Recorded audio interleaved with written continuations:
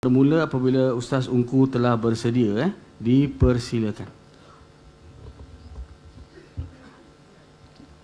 Slide. Slide.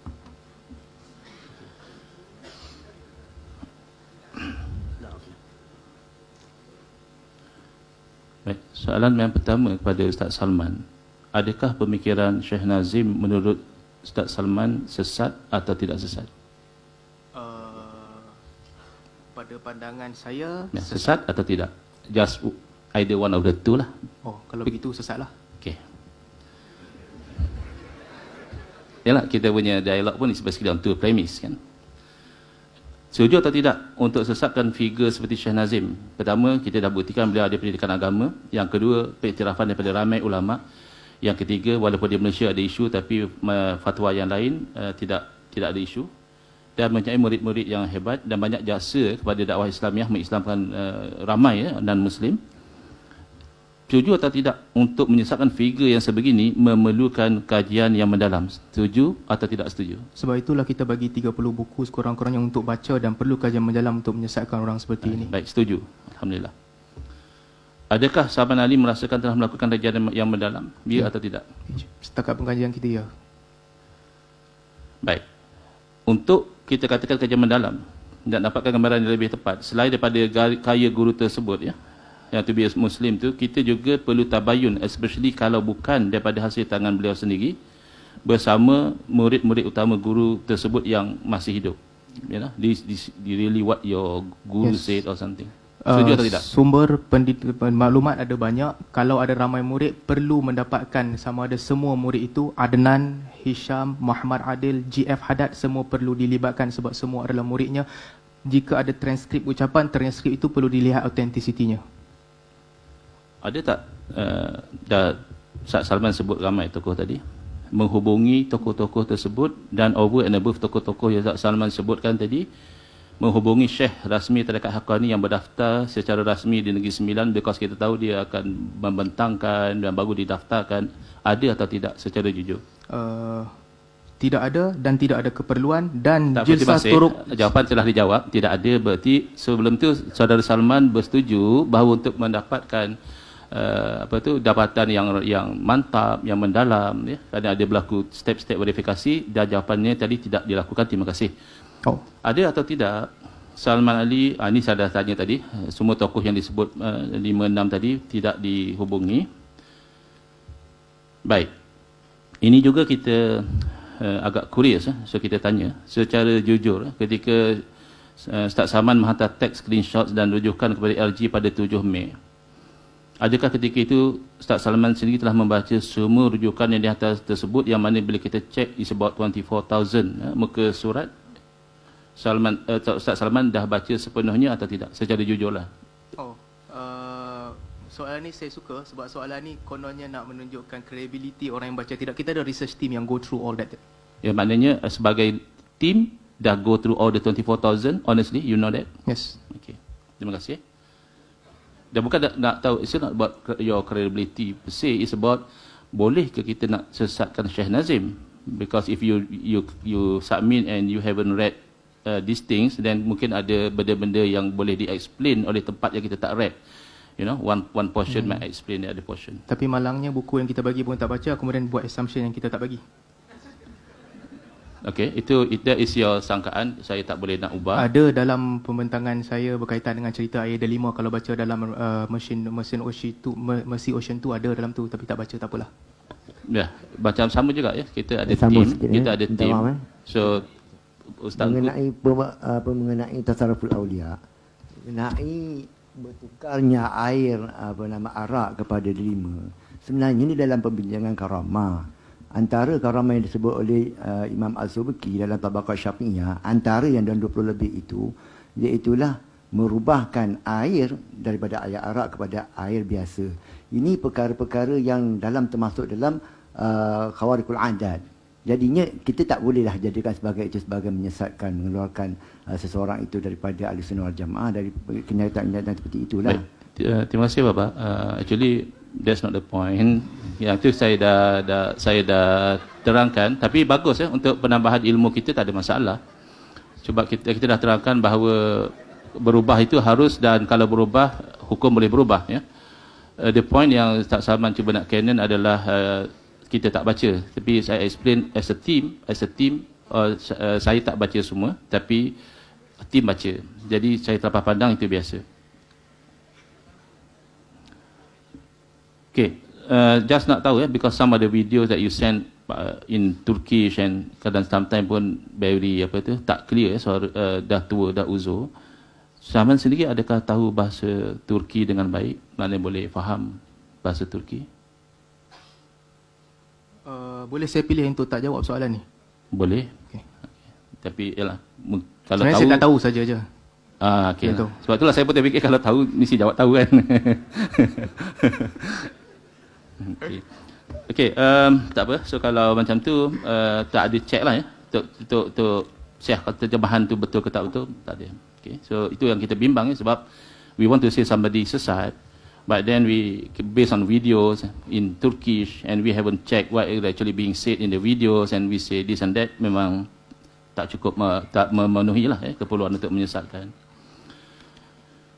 Okay, kajian yang mempunyai ciri berikut: tidak menembual wakil rasmi Haqqani yang berdaftar, tidak menembual anak-anak murid utama Syekh Nazim. Yang ni dah kata as a team baca, okey, kita ketepikan. Tidak merujuk karya muktamad iaitu pun tulisan Syekh Nazim sendiri, yang ni ada juga rujuk, kita ketepikan. Merujuk video yang tidak difahami dan tidak disahkan, itu telah diakui. Tidak mempunyai analisis terperinci dan mendalam tentang kesahihan sumber rujukan. Setuju atau tidak, ini adalah tidak cermat lah. Saya kalau bahasa digunakan sini, sembrono, reckless dalam nak menyesatkan seseorang. Tidak setuju.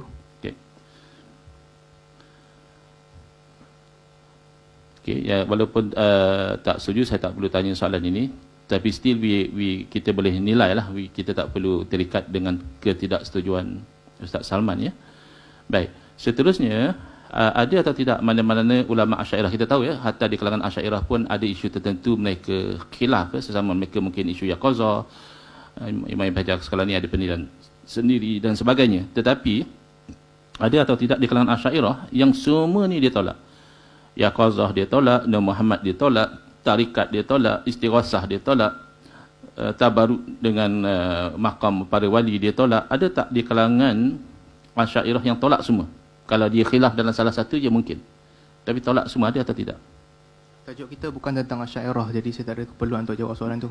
Bukan, tajuk kita bukan Asy'ariyah, tapi tajuk kita adalah tentang pemikiran Syekh Nazim di sisi Ahlussunnah wal Jamaah. So Asy'ariyah adalah Ahlussunnah wal Jamaah. So kita nak check kalau ada penolakan ini, adakah Ahlussunnah wal Jamaah atau penolakan menurut parameter yang berbeza? That's the point. Pembentangan saya menunjukkan saya tidak menolak Yaqazah, saya bukan betul, menolak. bukan soalan ya. Soalan, ada atau tidak di kalangan ulama Asy'ariyah yang menolak kesemua ni sekaligus? Saya tidak membaca keseluruhan pandangan ulama Asy'ariyah. Tak tahu atau ada atau tidak? Saya tak membaca keseluruhan pandangan ulama Asy'ariyah. Jadi tak tahu. Saya tidak membaca keseluruhan pandangan ulama Asy'ariyah, seperti mana Ustaz Engku juga tidak mampu mengumpul pandangan semua ulama Asy'ariyah. Tapi kalau ada, biasanya kita akan tahu. Itu benda-benda ni benda yang masyhur kan. Yaqazah kita tahu siapa yang khilaf, Nur Muhammad kita tahu ada khilaf, okey.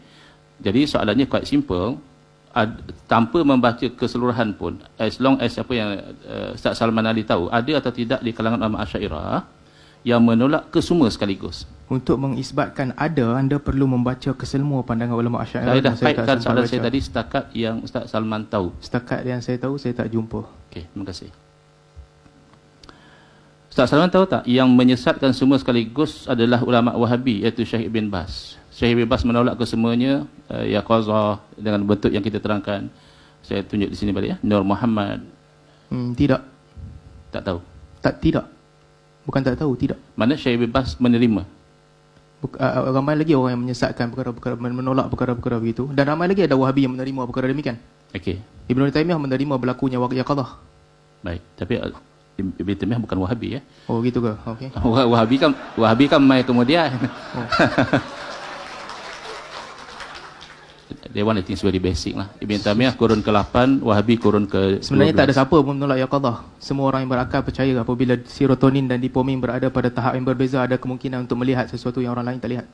Okey, tapi yang saya tanya adalah yang menolak semua tidak ada di kalangan Asy'ariyah, tapi ada di kalangan ulama Wahabi, antara lain adalah Syekh Ibn Baz. Baik. Itu assumption anda. Okey. Jadi tapi Salman kata tak tolak ya, Yaqazah tak tolak. Maknanya boleh satu orang ketika jaga melihat Rasulullah SAW. Bukan setakat melihat Rasulullah, lihat siapa-siapa pun boleh. Nak apa? Lihat siapa-siapa pun boleh. Yalah. You can be drug induced, it can be that's not relevant. That's not relevant. Soalannya, Salman Ali menerima atau tidak yaqazatan dalam keadaan jaga. Okey. Seseorang itu melihat Rasulullah SAW. Soal kenapa dia melihat, kerana terlampau kasih atau whatever is beside the point. Terima atau tidak? Mesti boleh. Okey, alhamdulillah. So maknanya Salman Ali ada beza dengan Syekh bin Baz. Syekh bin Baz lebih banyak lagi. Bezanya sama ada Rasulullah datang ataupun tidak. Melihat tak ada beza. Boleh lihat. Alhamdulillah. So Itu kita bukan bezanya. ada kesepakatan. Bukan kesepakatan. Ustaz engkau tak faham antara melihat ataupun hadrah ataupun Nabi hadir di situ. Itu perbezaan dua yang berbeza. Kalau bercakap Oleh kerana sesi ni milik interrogator, sebenarnya Ustaz aku tak faham tu adalah your assumption lah. So I won't argue on that. Tapi saya kata sama, kenapa? Kerana kita juga berfokus kepada melihat, bukan kepada hadir.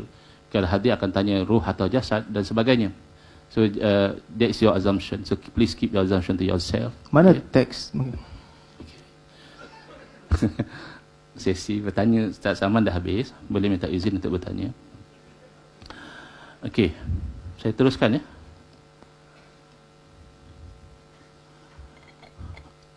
Ustaz Salman ada tak buat analisis ni, tapi Ustaz Salman dah mengaku tadi tak ada. Adakah Ustaz Salman setuju bahawa 99 drop from Endless Mercy Ocean yang merupakan majoriti rujukan yang diserahkan kepada ARG bukan hasil tulisan Syekh Nazim, sebaliknya ia merupakan catatan orang lain? Setuju atau tidak? Catatan orang lain di atas perkataan Syekh Nazim, seperti mana catatan Tuan terhadap ucapan saya tadi yang 40 poin. Itu ucapan saya. Jadi setujulah. Setujulah. Bukan. Mana yang saya catat tu bukanlah tak Salman tulis, saya catat. Ya. Okey, saya setuju. Terima kasih. Setuju betul? Setuju bahawa 99 drop from Mercy Ocean bukan tulisan Syekh Nazim, tapi catatan orang lain. Betul. Okey, senang kan? Adakah Ustaz Salman Ali tahu siapa nama pencatat buku tersebut? Tahu atau tak tahu? Tak tahu. Nama pencatat pun tak tahu nak. Tak tahu. Tapi duk rely banyak kan tentang tu. Sebab Hisham letak dalam website dia, dan Hisham jauh lebih berautoriti daripada Jalsatul Turuq Sufian ke-9. Tapi cukup berautoriti kah untuk menisbahkan direct kepada Syekh Nazim, confirm tu Syekh Nazim yang cakap lalu dia sesat? Dalam dunia ini 3 orang yang paling dekat dengan Syekh Nazim yang bersih hidup, Hisham, Adil, Adnan, ataupun 3 ataupun 4 ataupun JF Haddad, dan dia salah satu di antara reliable, antara 4 yang paling dekat. Okay, regardless kerapatan mereka, tetapi mengikut penilaian kami adalah sangat tidak adil untuk merujuk kepada catatan orang lain yang Ustaz Salman tak tahu siapa nama pencatat dia. Tahu-tahu oleh kerana orang rapat ada catat, lalu mengatakan mesti confirm itu pemikiran Syekh Nazim dan oleh itu sesat. Satu. Yang kedua juga dalam slide yang saya tidak sempat tunjukkan tadi, kita took a step further, iaitu assuming itu memang kalam Syekh Nazim, masih lagi kalam-kalam itu patuh Ahlussunnah wal Jamaah. Macam tadilah Salman assume oleh kerana lepas uzlah boleh jadi dapat satu kelebihan, maka itu bercanggah. That is your assumption. It's not for us, tak ada masalah di sisi Ahlussunnah wal Jamaah. Okay. Baik. Adakah Ustaz Salman tahu apa kaedah catatan yang digunakan oleh orang yang mencatat buku tersebut, by memory atau di rakaman tape atau dia ada salin secara tulisan? Adakah Ustaz Salman tahu atau tidak? Tak ada keperluan untuk saya tahu setelah dia dibentangkan dalam website rasmi Naqsyabandi. Tak tahu. Jadi sebab biasanya kita nak check the mode of transition of maklumat tu, because kalau by memory, possibility of terlupa tu tinggi. Even kalau kita lihat orang yang terjemahkan sesuatu secara impromptu pun kadang-kadang dia terlupa apa yang seseorang itu bercakap. Kalau rakam, it's more reliable sebab dia can always check back to rakaman. So it's very relevant pada penilaian ARG. That's why kita klasifikasikan sebagai lemah. Okey. Jadi Salman Ali tahu atau tidak bahawa dalam buku tersebut tidak dinyatakan secara spesifik konteks ketika catatan itu dibuat. Konteks dia. Maknanya kita tahu percakapan kadang-kadang dalam konteks untuk orang yang begini, even dalam hadis-hadis pun Nabi SAW apabila ditanya tentang apakah amal yang terbaik, kita dapati berbeza jawapan Nabi SAW dengan berbezanya orang yang bertanya. So kita tahu di situ mungkin ada konteks, orang yang bertanya begitu maka sesuai begini jawapan dia, ataupun dalam konteks bergurau, ataupun dalam konteks menasihati dan sebagainya. Adakah Saman Ali tahu secara spesifik konteks setiap catatan itu? Kalau Ustaz Engku baca buku itu, Ustaz Engku akan tahu konteks sebahagiannya tak ada dan sebahagiannya tak ada. Sebagaimana saya tahu, Ustaz Engku akan tahu kalau Ustaz Engku juga baca buku-buku itu. Baik, jadi saya boleh kata sebagai Ustaz Salman tak tahu secara spesifik lah konteks dan sesuatu catatan itu dibuat. Ada beberapa konteks disebutkan, ada tempat disebutkan. Boleh Ustaz Salman bagi contoh yang konteks yang disebutkan? Ada disebutkan ketika beliau berada di tempat tertentu, ketika ditulis oleh sebahagian daripada muridnya di UK apabila beliau memuji Prince dan juga Okey, dan ada yang tidak diberitahu, jadi kita tak tahulah konteks dia. ada yang kita tahu, ada yang kita tahu. Okey, terima kasih.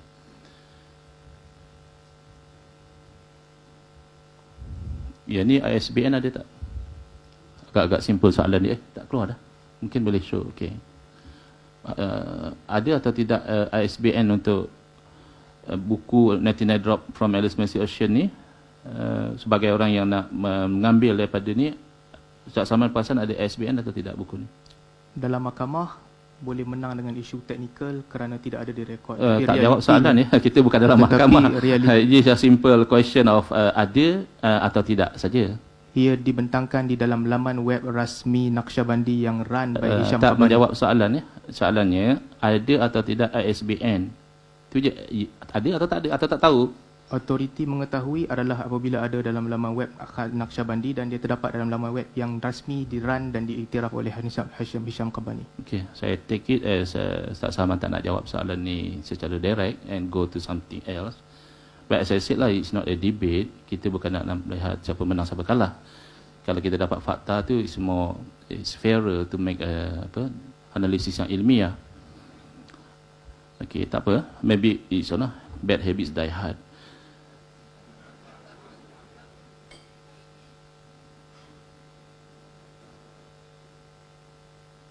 Okay, tak apa. Masih ada kaitan dengan SBN, so kita expect mungkin tak nak jawab. Saman Ali tahu atau tidak tahu sebelum daripada dialog ini bahawa Syekh Nazim dan Syekh Mahmad, mereka tidak mempunyai sebarang website rasmi atau media sosial rasmi, Facebook rasmi, tak ada. Tahu atau tidak?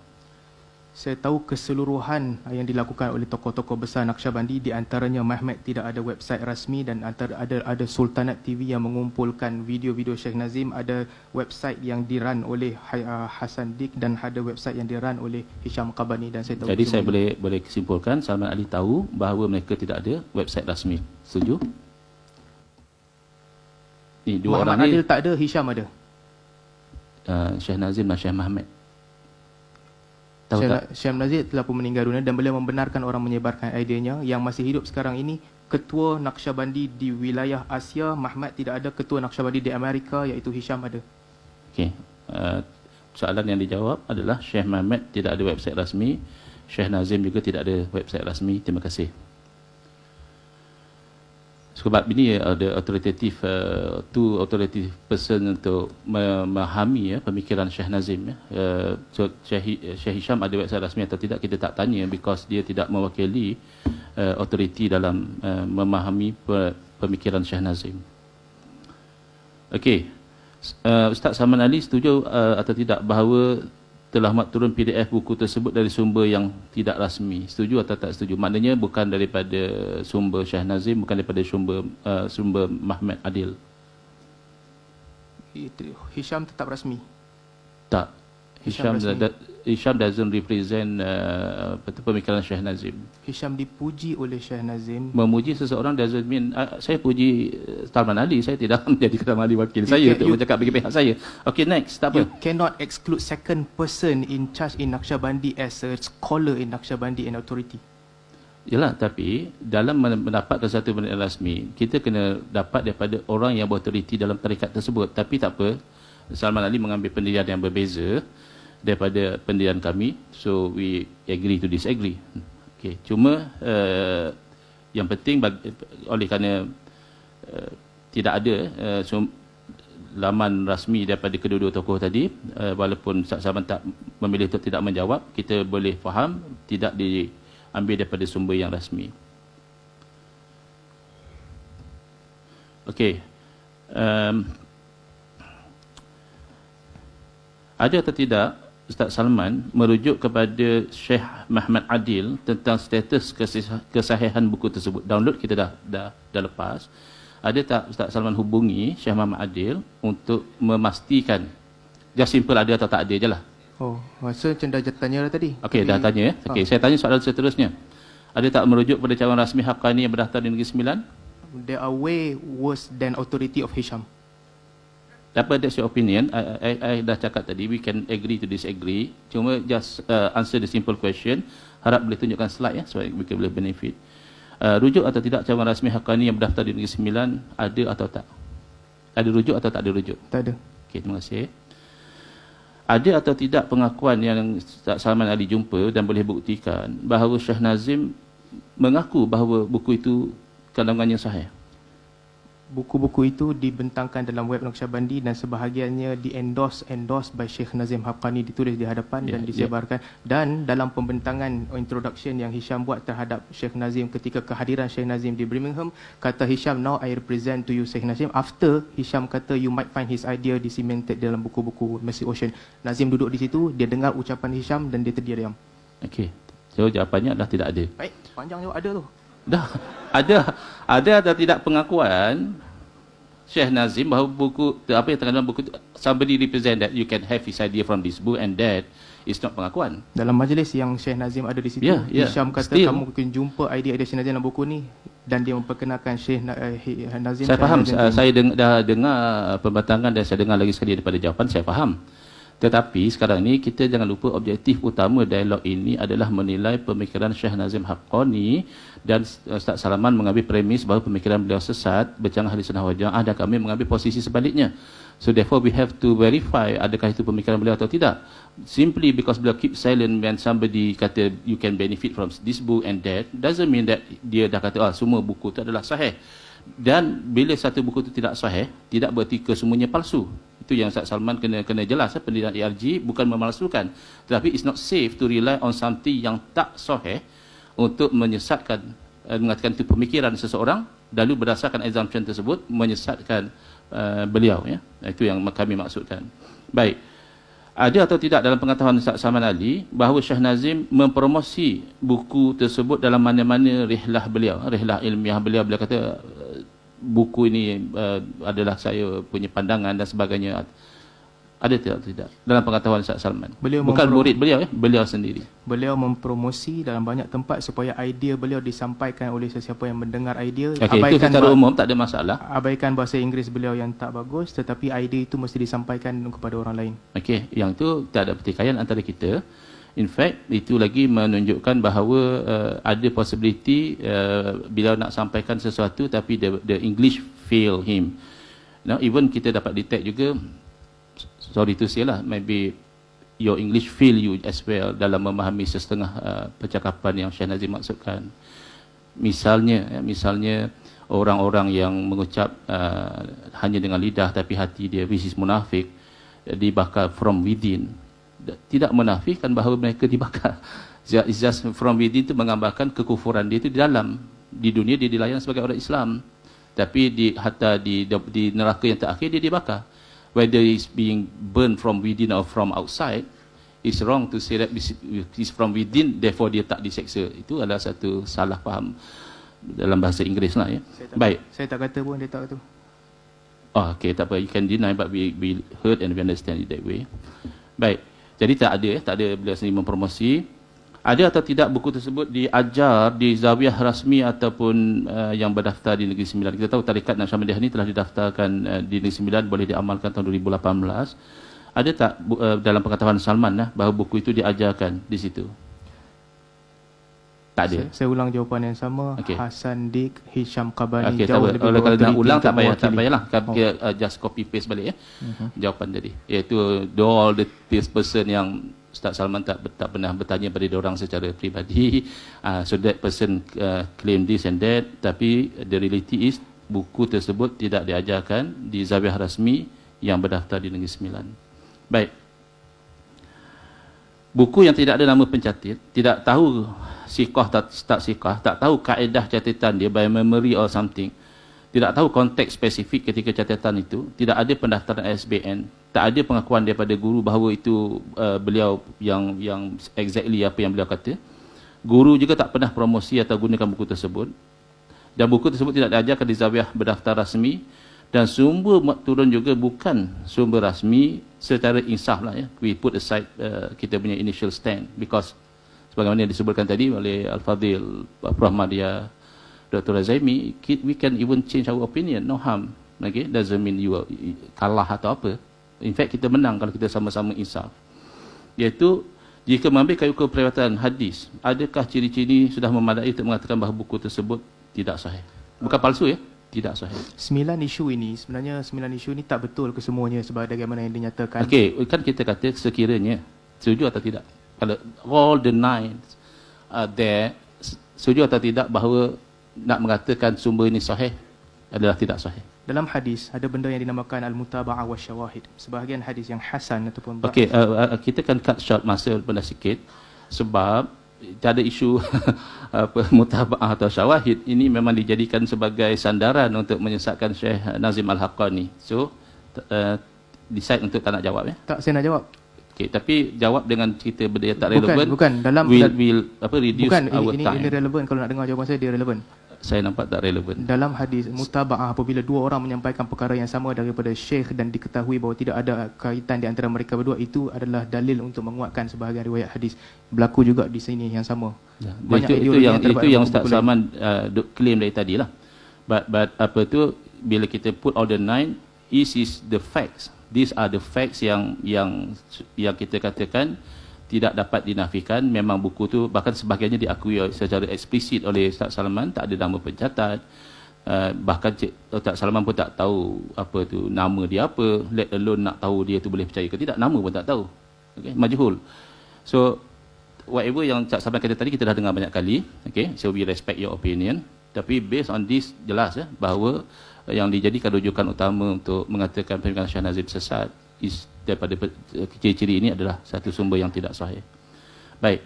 Kemudian oleh kerana okey, saya dah boleh agak, Ustaz Salman mungkin tidak akan mengulangi jawapan yang sama. So kita copy paste saja jawapan beliau.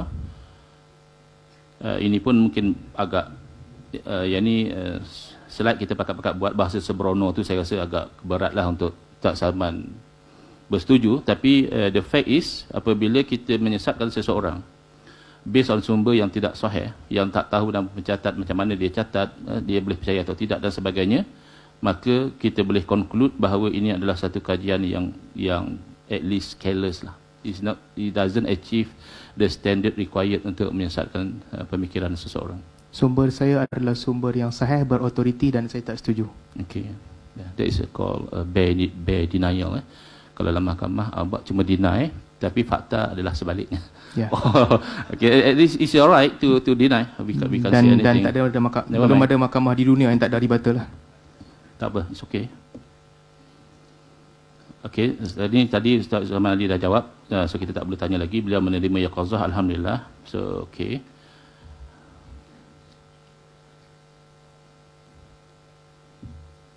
Okay, selesai sebab kita sependirian tak ada masalah. Doesn't mean kita dialog kita kena sentiasa berbeza.